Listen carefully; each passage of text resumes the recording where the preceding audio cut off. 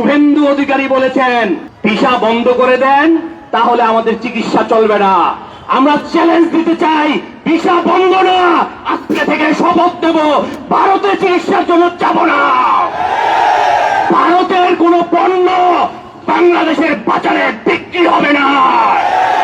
স্পষ্ট ঘোষণা, যে লোক ভারতের পক্ষে হামদর্দি দেখাবে, যেই দল ভারতের পক্ষে হামদর্দি দেখাবে, সে বাংলাদেশের শত্রু, বাংলাদেশের স্বাধীনতার শত্রু, বাংলাদেশের সার্বভৌমত্বের শত্রু।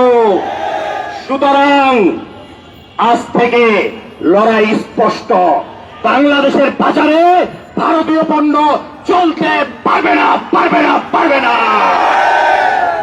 ইকবালের ভাষায় বলতে চাই, তোমরা শুধু বাংলাদেশের চট্টগ্রাম নিতে চাও, আমাদেরকে উস্কাইয়া দিও না।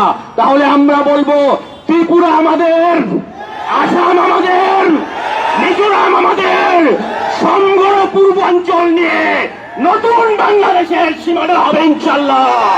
নাসরুম মিনাল্লাহি ওয়া ফাতহুন কারীব ওয়া বাশশিরিল মুমিনিন।